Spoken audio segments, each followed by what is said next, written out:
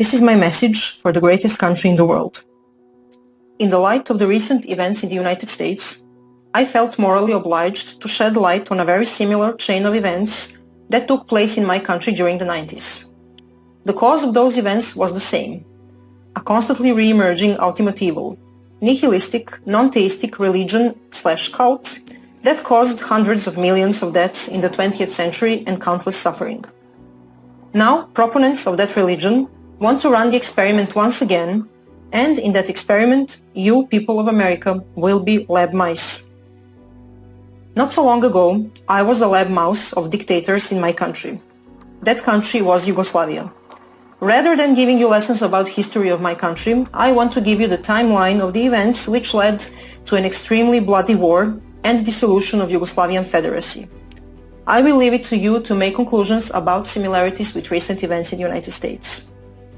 In the 1989, the fall of the Berlin Wall marked the victory of the free world over tyrannical monstrosity of communism across the Europe. However, Yugoslav communists didn't feel like letting go of their precious powers. Since the climate in Europe was extremely anti-communist at the time, they knew they needed a new strategy, an ideology that would seduce the masses and keep the power in their hands. So they come up with a very clever idea: to rebrand the communism in Yugoslavia and to change its name into socialism. Not any type of socialism, but a very special type, the National Socialism. Sounds familiar?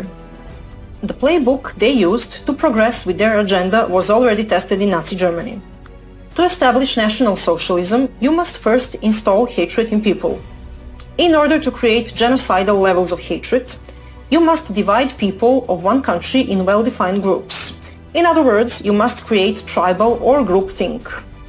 This can be achieved in different ways. You can divide people by ethnicity, by race, by religion. You can let your imagination go wild. Since Yugoslavs were white and practically indistinguishable among themselves, the only card they could play was the religion card. Yugoslavia was very mixed religion-wise, and we had Orthodox Christian Serbs, Catholic Croats and Slovenes, and Muslim Bosnians. A perfect starting position. In the next phase, you must start making such social policies so terrible that will inevitably lead to the countless individual disadvantages.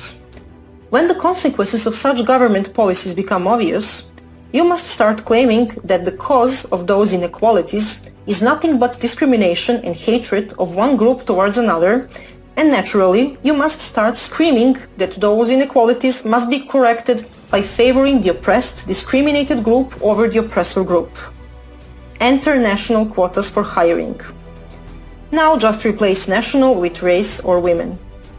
Once the groups are formed and well-defined, it's needless to say that all the mainstream media in Yugoslavia were government-controlled and were fueling the narrative about mutual discrimination and hatred relentlessly. The growing fear and feeling of insecurity destroyed relationships, marriages, friendships. As fear of discrimination and hostility among groups were growing, people started retreating and isolating within their own groups because they didn't feel safe anymore with the individuals of the other group. All of a sudden, staged and very well organized mass protests started all over the country. Protests against the oppression and killing of one group by another. At first, those protests were peaceful, but soon enough, rioting and burning started. Now that you have the attention of the public, you need sparks. What is a spark? A spark is a convenient event of murdering of a random member of one group by a hateful member of another. And you usually need more than one of those. At this point, people were still not completely divided.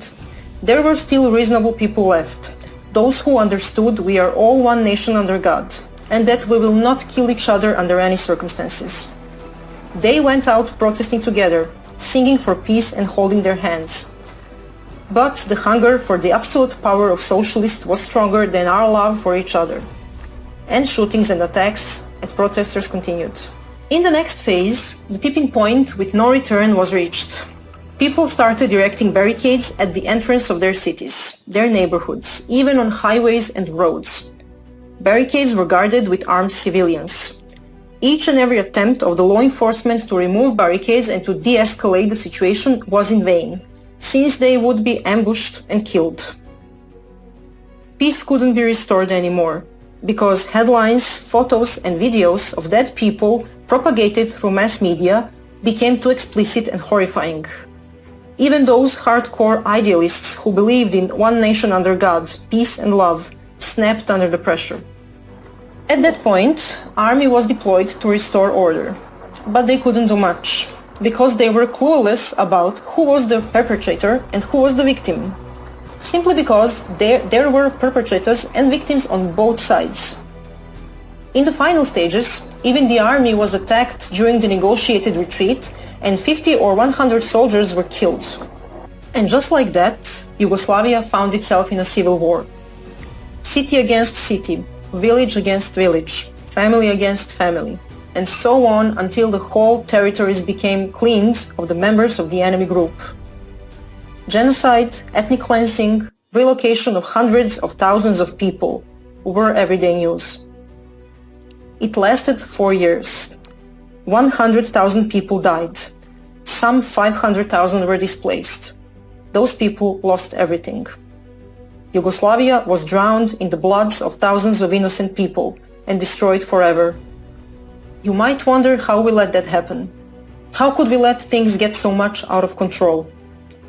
That was because we didn't realize who were the real enemies, the enemies of the Yugoslav people as a whole. Instead, we were brainwashed into buying the story that we, the people, are the enemies of each other, while our true enemies were advancing with their sick, demented agenda, which had as the ultimate goal the total and unlimited power. This brings me to present times, the year 2020, and to you, American people. Unless you were living under the rock, you might have noticed that something very strange and vicious is happening in your country, but you're not exactly sure what it is and where it came from. Because the last time you checked, you were one nation under God, a country of free, independent individuals with equal rights under the law and core values of life, liberty and pursuit of happiness.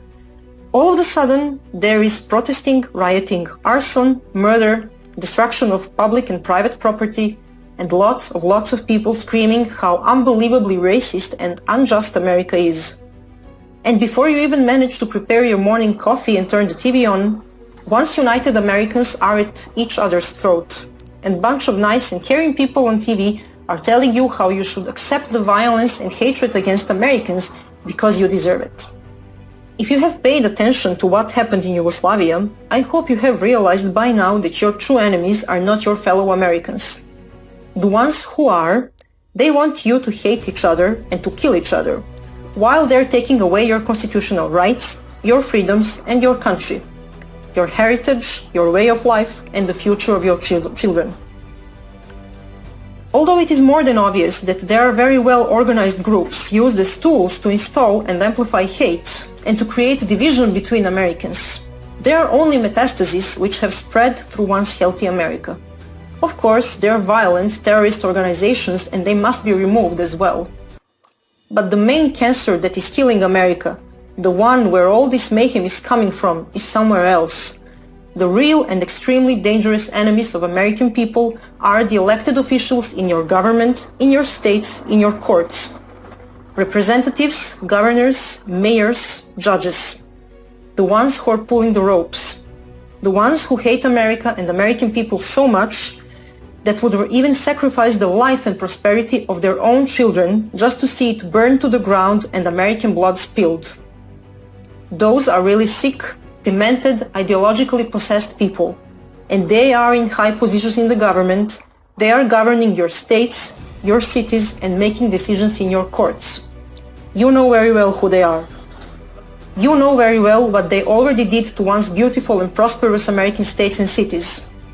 They are resentful, power and bloodthirsty. They want you and your children suffering in misery and begging them for mercy. They won't stop, no matter how much you try to appease them. Unless you, American people, stop them. You're maybe thinking this is not possible. But think again.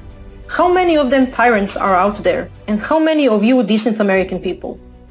What makes them think they can do whatever they want with you? That they can play you for a fool over and over again? And that they're invincible? What makes them think they're gods, morally and intellectually superior compared to you, freedom-loving Americans? Yes, you guessed it. The fact that they managed to get away with it every single time. They faced no pushback and not a single consequence for their crimes against American people. The time has come for them to pay for their treason. How you should act? First thing that you must do: stop caring whether you've been called a racist, a white supremacist, a selfish person who wants to spread the C-1984, or whatever nice name they have for you. This irrational fear of stigma, a phobia of being called a racist, has way more destructive implications than you can even imagine. Stop caring whether you'll offend anyone. Number of people offended by you practicing your First Amendment rights is directly proportional to how successful you are in that.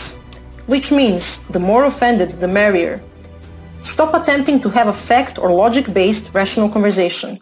Stop explaining yourself. It's useless. You're wasting your precious time and energy. They have a playbook, and changing their minds is not part of it. Second, exercise your Second Amendment rights.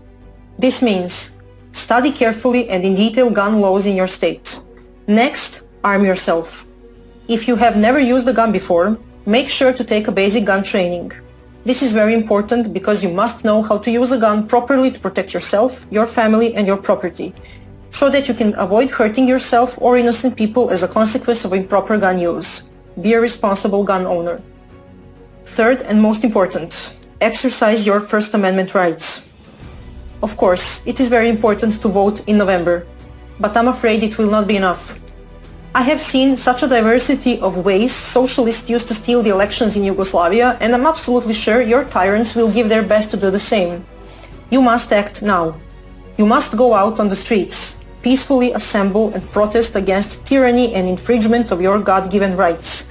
Millions and millions of you decent American people. You must have your voices heard. You must send a very loud and a very clear message to the elected officials in the federal government and in your states that enough is enough, and that you want them to take action now against tyranny.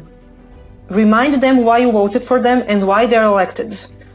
Remind them of their sacred duty to protect the vision of founding fathers of the United States of America. Tell them you want your constitutional rights defended and protected. Tell them you want your history preserved. Tell them you want to be able to freely exercise your rights to free speech, to be able to freely and openly show the love for your country, to be able to proudly put American flag in front of your house, and to openly show your pride of your heritage, your culture, and your nation. Tell them you stand proudly with American law enforcement and that you got their back in the same way you want them to have yours. Tell them you want to be treated as grown-up individuals who can make their own decisions. Tell them that there is no place for socialism in America.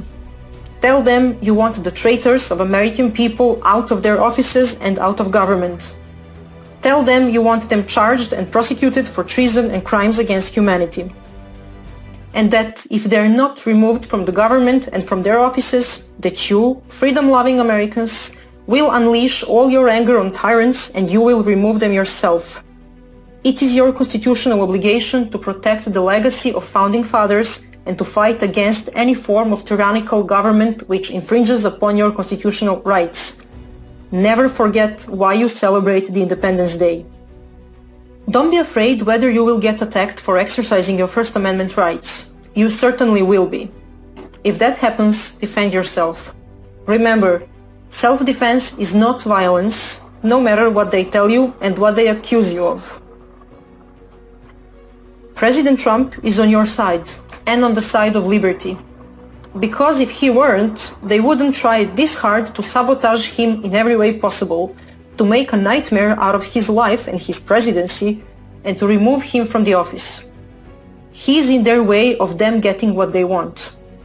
But he cannot fight this battle alone. He's having a very hard time right now, defending your freedoms. That's why you must show him you stand tall and proud with him, united in a fight against tyranny, against hate and violence, and against the ultimate evil of socialism. You must show your open and unlimited support to his vision of draining the swamp and protecting the law and order and freedoms of American people. You must understand that, besides being a gatekeeper of free America, President Trump is also a gatekeeper of the free world. This means that if we, Free people of the world, lose America. We will lose the world as well. You must not make the same mistakes us Yugoslavs made, because the only casualties of our mistakes were ourselves. This is different because now the future of the whole free world is in your hands. Having all that said, I hope you will go out on 4th of July in tens of millions and celebrate Independence Day with your presidents as you should, as free Americans. God bless President Trump, and God bless America.